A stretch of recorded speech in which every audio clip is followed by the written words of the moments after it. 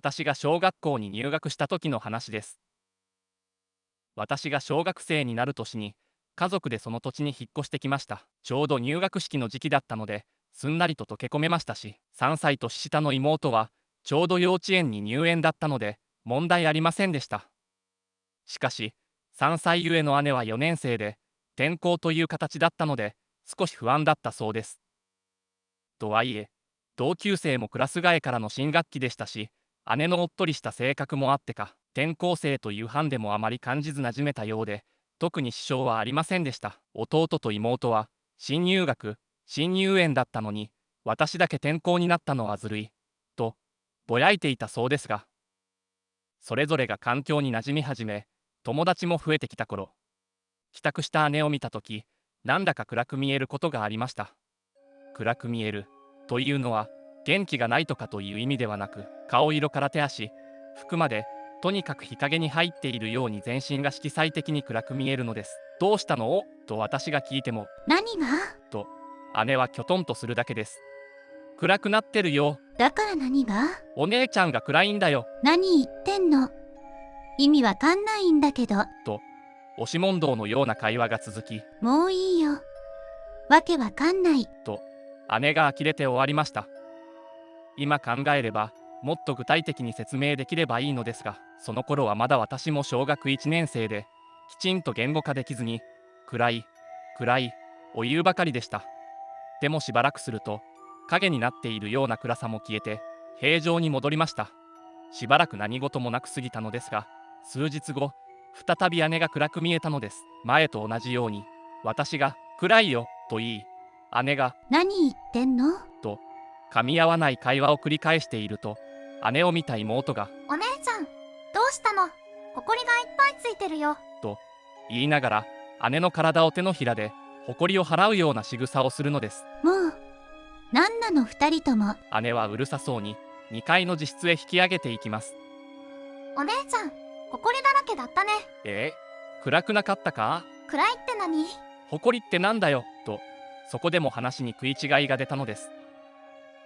それからしばらくして夕食の時間に姉が2階から降りてきた時は、もう暗く見えていなかったし、妹もお姉ちゃん、綺麗になってるね。と言いました。姉は相変わらずポカンとしていましたが、私と妹は霊感体質で、姉には全くそのような傾向はありません。その頃は霊感という言葉も知りませんでしたし、どのようなものかもよく分かっていませんでした。ただ、他の人には全く見えていない、聞こえていないものが自分には見えていたり、聞こえたりしていることがあると、ぼんやりと自覚していました。そして、私と妹は同じような力があるけど、見え方、聞こえ方が違うのです。それは力の強さの違いで、実際妹の方が強力なのですが、それは後々知ったことです。その事象は毎日ではなく、時々起こる。姉には全く自覚がない。私と妹では、暗いと埃だらけの違いはあるけれど、見えたり消えたりするのは同時であることが特徴として挙げられます。今なら姉の身に何かおかしなことが起こっているのだと気づけますが、まだまだ幼かった私と妹には、それが何なのか理解できませんでした。しかし、それはいつの間にか収まり、姉がいつもと変わって見えることは起きなくなりました。私は、なんだかよくわからないけどよかったな、と思っていて、妹も、お姉ちゃん、ほこりがつかなくなったね。と安心しているようでした。一体あれは何だったのか。それは、後から判明することになります。その時、姉の友人に愛ちゃんという子がいました。転校してきた姉が、初期の段階で仲良くなった子でした。その愛ちゃんと家族は、姉と知り合う1年ほど前から、あまり良くない出来事が続いていました。お父さんが怪我をしたり、お母さんが体調を崩して入院したり、Y ちゃんのお兄さんが2回も交通事故に遭って、その度に入院して学校を休むことになったり、Y ちゃん自身も、ちょっとした怪我やもともと病弱ではないのに、しょっちゅう熱を出したり体調を崩したりと、いわゆる何かにたたられているのではないか、という状態だったそうです。気にした両親が、お寺や神社でお祓いをしてもらったりお札をいただいたりしても、全く効果はありませんでした。